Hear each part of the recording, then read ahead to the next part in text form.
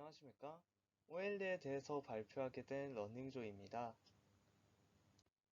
발표의 순서는 작가 OLE의 삶, 그의 작품, 그의 명언, 그리고 그에 대한 독자들의 비평 순으로 발표하겠습니다. 첫 번째로 OLE의 삶입니다.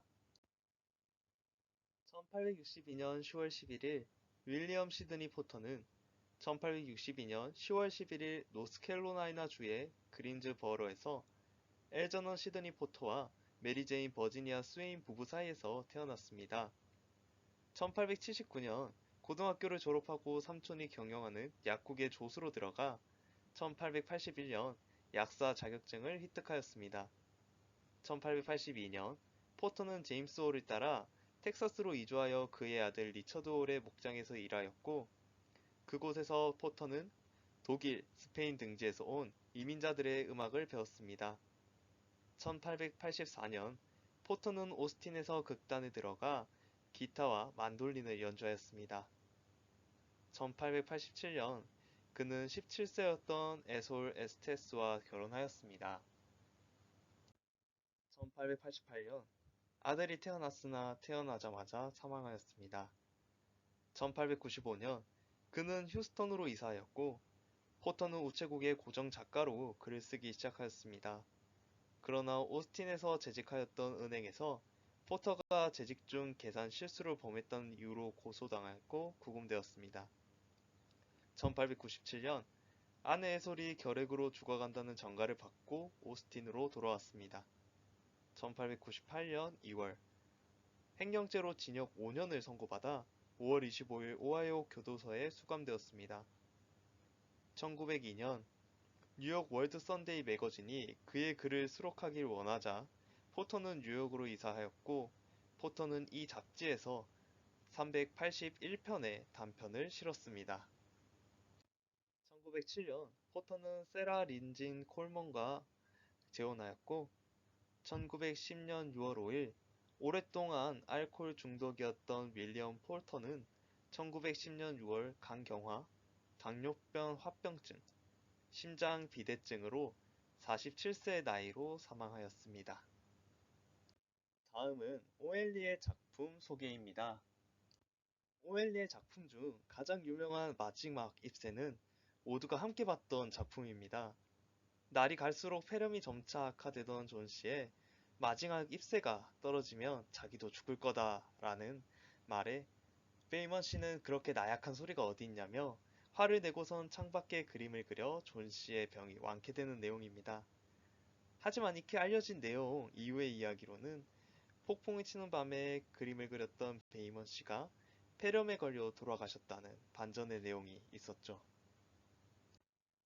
저번 수업 시간에 배웠던 20년 뒤라는 작품입니다.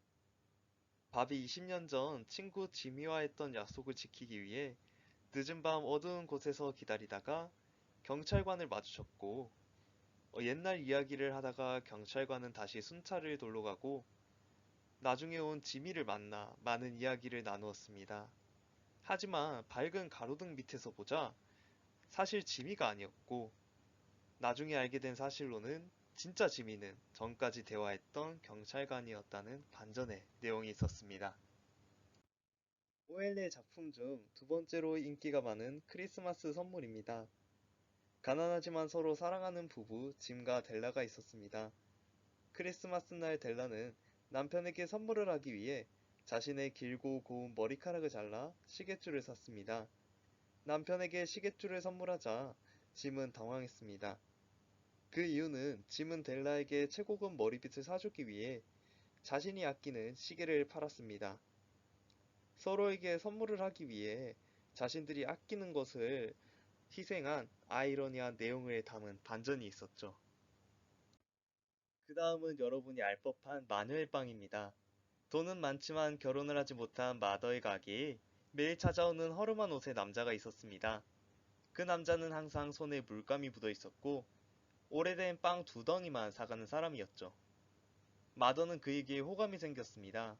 비싼 그림을 가게에 걸며 예술에 관심 있는 척하고 잘 보이기 위해 비싼 화장품을 쓰고 비싼 옷을 입었지만 마음은 정하지 못했죠.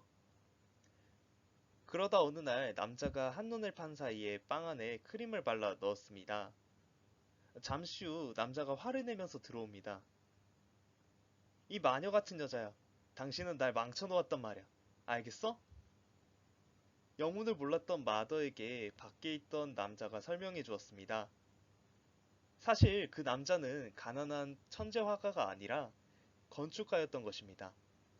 설계도를 그릴 때 빵으로 지우면 더 잘 지워져서 샀던 건데 마더의 크림 바른 빵 때문에 설계도를 망쳤다는 것이었죠. 다음으로는 오엘리 작가의 명언에 대해 알아보겠습니다. 첫 번째는 인생은 흐느낌, 훌쩍임, 웃음으로 구성되어 있는데 훌쩍임은 소리가 제일 우세하다. 두 번째, 각자의 인생을 만들어내는 것은 가는 길이 아니라 자기 내면의 마음이다. 세 번째, 돈으로는 1분의 시간도 살 수 없다. 돈으로 시간을 살 수 있다면 부자들은 더 오래 살 것이다. 네 번째, 사람에게 소중한 것은 이 세상에서 몇 년을 살았느냐가 아니다. 이 세상에서 얼마만큼 가치 있는 일을 했느냐 하는 것이다. 마지막은 오엘리의 작품을 읽었던 독자들의 비평으로 마무리하겠습니다. 첫 번째 평은 언어 구사 능력이 뛰어나다라는 것입니다. 오엘리의 소설은 당시 소설에 있어서 언어 구사 능력이 뛰어났습니다. 오늘날 소설로서 읽히고 있는 이유에도 한몫하고 있죠. 두 번째 평은 소거나 비어를 사용하고 지나치게 상투적인 표현을 사용한다는 비난입니다. 언어 구사 능력이 뛰어났다면 반대로 생각하는 사람도 있었겠죠. 위와 같은 언어만 고집하다 보니 지루하게 생각하는 사람도 있었습니다. 세 번째 평은 오웰리의 센스와 개성, 반어법은 재즈나 자동차 같이 가장 미국적인 느낌의 소설의 특징으로 대표되었다는 것입니다. 오웰리가 단편 소설의 대표 작가라 불리는 이유인 것 같습니다. 같은 이유로 인해 미국 단편 소설의 큰 기둥을 구성할 수 있었죠. 네 번째 평가는 삶의 문제를 깊이 다루기보다는 수박 겉핥기식으로 피상적으로 다루는 경우가 적지 않았다는 것입니다. 소설에서 독자들이 간단하게 이해할 수 있는 내용으로 철학적인 의미보다는 가볍게 찾아오는 감동이나 교훈으로 글을 마무리하였다는 것입니다. 다섯 번째 평가는 소재가 똑같거나 거의 비슷한 주제를 다루는 작품이 적지 않았다는 것입니다. 오엘리의 대표 작품을 몇 개 읽어보셨다면 비슷한 생각이 들으셨을 거라 생각합니다. 오엘리는 반전이 있는 단편 소설로 독자를 사로잡았지만 항상 반복되는 반전이 있다는 것이 지루하게 되는 반감 포인트가 될 수 있었다는 것입니다. 여섯 번째 평가는 오엘리는 작품 속에 직접 개입하여 독자들에게 도덕적이고 윤리적인 메시지를 전달하려고 한다는 것입니다. 독자들이 자연스럽게 그를 이해하고 전달하려는 메시지를 알아가는 것이 아닌 직접적으로 표현함으로써 메시지 전달을 했다는 것입니다. 이것으로 OLE에 대한 발표를 마치겠습니다. 감사합니다.